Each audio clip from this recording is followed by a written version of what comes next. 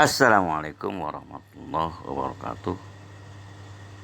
Prediksi, prediksi, estimasi, hitung-hitungan, apalagi, ya diskusi lah, diskursus tentang maju mundurnya partai, khususnya di DKI Jakarta maupun di Tangerang Selatan dan sekitarnya, barangkali juga kota Tangerang kota dan Kabupaten Tangerang, bahkan Bogor, Bekasi, Karawang, dan lain sebagainya. Saudara-saudara, khususnya lagi partai yang saya ketahui walaupun tidak mendalam, misalnya Partai Persatuan Pembangunan, ya kan, Partai Demokrat, itu dua lah yang bisa saya sebut nama partainya, Pak, yang tingkat kabupaten kota begitu, Pak, bukan tingkat DPR RI ya, Pak. Ini tingkat, walaupun nanti ada kaitannya juga dengan DPR RI secara sekilas gitu, tapi yang lebih tebal, yang lebih kristal dan kental adalah masalah DPRD tingkat kabupaten kota, khususnya kabupaten dan wali kota, atau kalau di Jakarta tingkat wilayah gitu, Jakarta Selatan, Jakarta Barat, Jakarta Pusat gitu, bla bla bla bla. Saudara-saudara, misalnya Partai Persatuan Pembangunan pada tahun 2014-2019 jumlah anggota, jumlah kursi di DPRD DKI Jakarta dengan 6 wilayah termasuk Kepulauan Seribu, jumlahnya 7 kursi, 7 anggota DPRD dari Partai Persatuan Pembangunan di seluruh DKI Jakarta. Tapi apalah cur, pada pemilu legislatif tahun 2019 suara dan kursi anggota DPRD Partai Persatuan Pembangunan rontok 90% atau 70-80%, hilang, hanya tinggal 1 kursi. Itu pun beliau sebagai ketua DPC Partai Persatuan Pembangunan Jakarta Timur kalau nggak salah, kan pemilihnya, penduduknya banyak, padat di sana. Cuma itu yang lolos menjadi anggota DPRD Tangsel. Kenapa demikian? Ini sama halnya dengan anggota DPRD Tangerang Selatan dari Partai Hanura yang tahun 2014, periode 2014-2019, jumlahnya ada 6 kursi DPRD, anggota DPRD, kursi DPRD Tangsel dari Partai Hanura yang berjumlah 6 kursi, 6 anggota DPRD. Tapi pada legislatif, pileg, pada pemilihan legislatif tahun 2019-2024, periode itu rontok, nasibnya sama seperti Partai Persatuan di DKI Jakarta yang tadinya 6 tinggal 1, Pak. 5 hilang, Pak. Berarti hampir 8% hilang, Pak. Begitu juga Nasdem yang tadinya 3 di Tangerang Selatan habis semua, Pak. Ya, apalagi P3, Pak. Tahun 2019 nggak ada kursinya, Pak.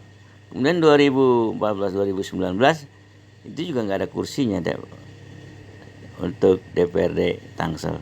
P3 nggak punya kursi di situ. Sama nasibnya dengan Partai Bulan Bintang. Apa sih salahnya sampai demikian? Justru yang berkibar ya partai-partai baru seperti Gerindra.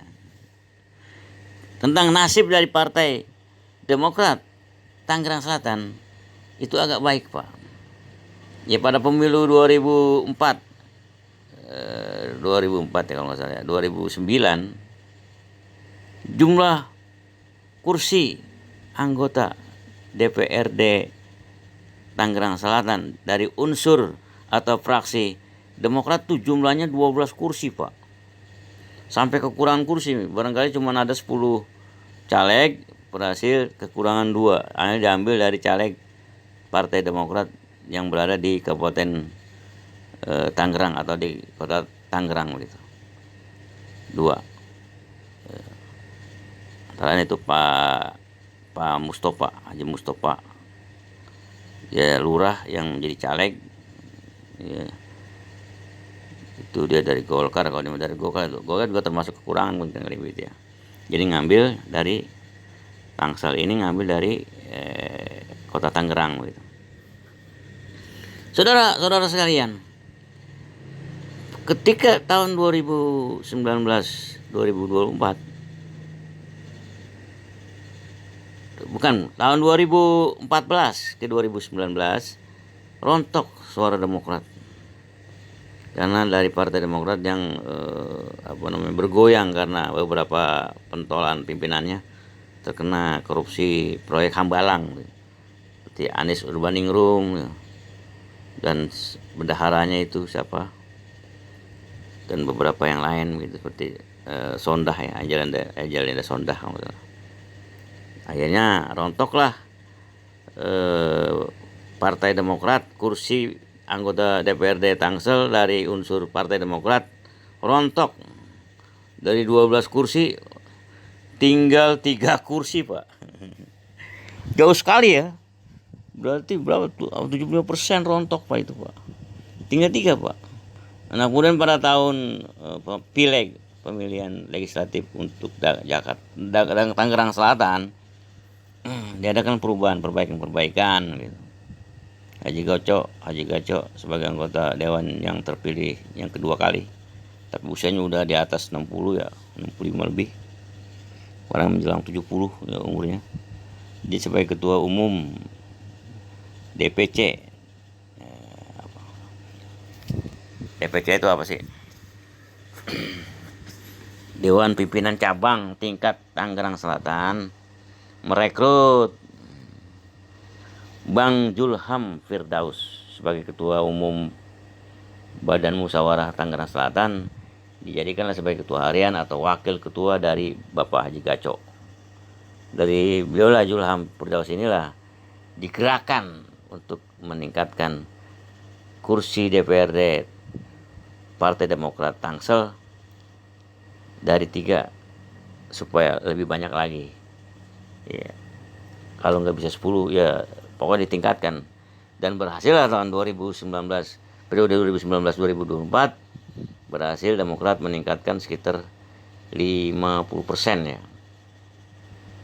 Kalau 50% kan 6 ya, 45% lah.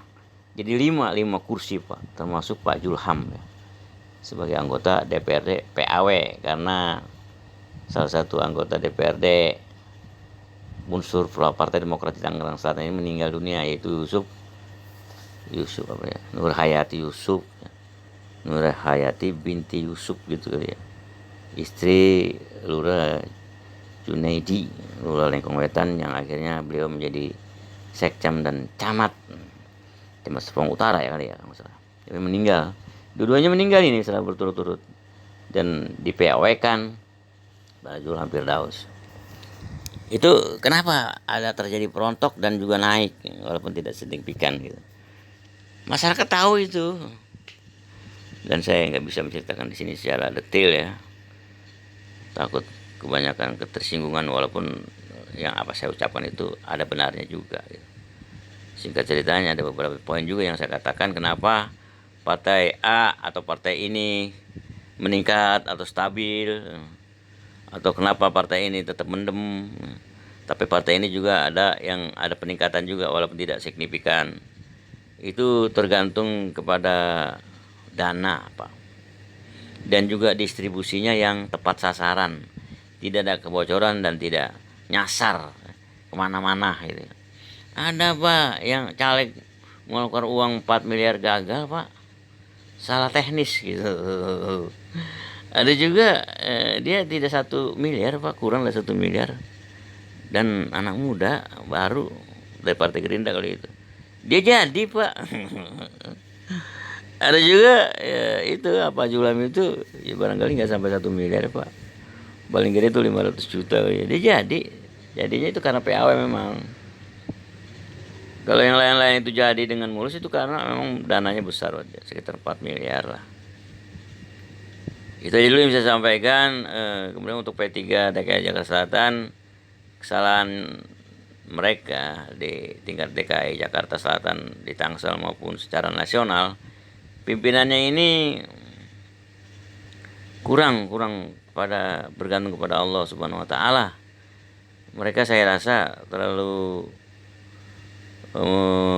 mendominasi, politiknya terlalu mendominasi dibandingkan Allah Subhanahu wa taala, Islam dan Rasulnya begitu. Mengapa saya bicara seperti ini? Itu bisa dirasakan oleh pengurus-pengurus P3 itu sendiri. Di bawahnya aja itu antara mereka itu saling sikut lah, saling sentimen lah. Itu udah suatu hal yang bisa merontokkan pamor atau kedikjayaan suatu partai. Saya rasa di atas pun begitu gitu.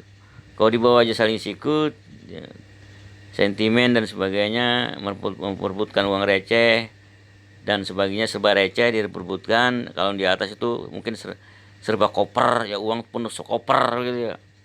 Kalau udah begini, bukan hanya partai Islam, Pak. Partai nasionalisme yang sekuler bisa hancur juga, Pak. Itu aja dulu yang bisa saya sampaikan. Assalamualaikum warahmatullahi wabarakatuh.